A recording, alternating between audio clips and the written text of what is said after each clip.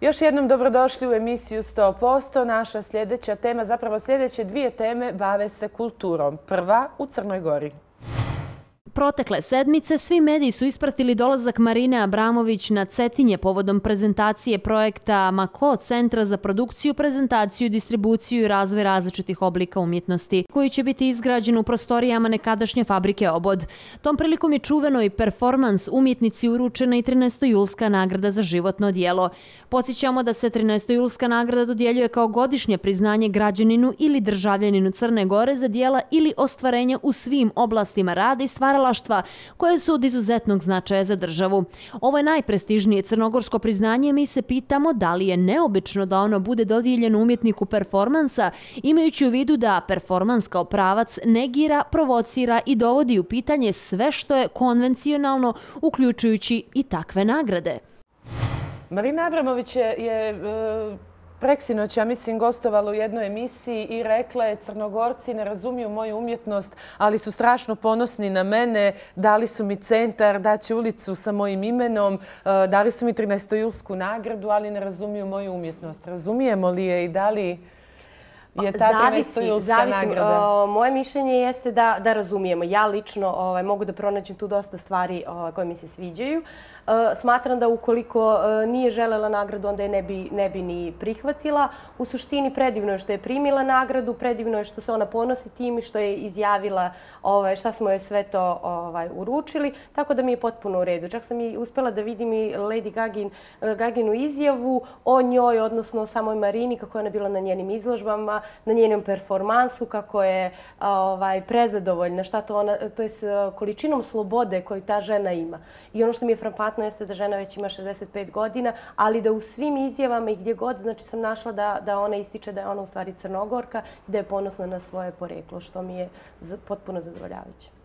Je li vas iznenadilo da ona dobije 13. nagradu? Meni iskreno jeste iznenadilo, ali mislim ipak da ona je umjetnik, ona u potpunosti sebe daje toj vrsti umjetnosti koju zovemo performans. Ti, Elvira, kažeš razumiješ, ja ne mogu reći da razumijem jer nisam prisustvovala ni jednom njenom performansu pa da mogu da kažem da sam učestvovala u tome.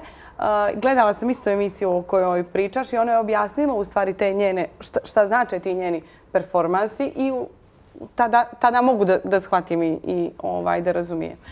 Definitivno da je svjetski priznata i poznata i da je jedan od najboljih ambasadora kulture Crne Gore. Ja bih voljela da ona posjeti Crnu Goru u nekom narednom periodu pa da ovdje izvede jedan performans da vidimo kako bi to ovdješnja publika razumijela. Jer stvarno ova izjava je onako bila malo iznenađujuća. Ne razumijemo tvoju umjetnost, ali uručujemo ti nagradu. Mislim, onda mi uručujemo nagradu za nešto drugo, a ne za životno djelo. Dobro, ne mislim da je ona htjela da kaže da niko ne razumije njenu umjetnost, već da ne razumije generalno crnogorska javnost njenu umjetnost. A znam i kad je alternativni teatar, uvijek vi imate pun teatar i to su ljudi koji stvarno uživaju u tome. To su stvari koje ne možemo generalizovati. Razumijemo ili ne razumijemo, to je sve opet. Ali opet, ja ne znam, ste vi doživjeli kao uvredljivu tu izjavu da Crnogorci ne razumiju. Ja sam se potpuno prepoznala u njoj jer vidjela sam ljudi je komentarišu, a kako je rekla za nas. Ja sam se prepoznala i nije me uvrijedilo. Ja stvarno ne razumijem. Nije ni mene uvrijedilo. Njenu umjetnost, to što meni je ona je to. jako ponosna na tu nagradu. Ja stvarno, mislim, ponosna sam što je Crnogorka, ponosna sam što je dobila nagradu, ponosna sam što je naša, ali ne razumijem njenu umjetnost. Stvarno je ne razumijem.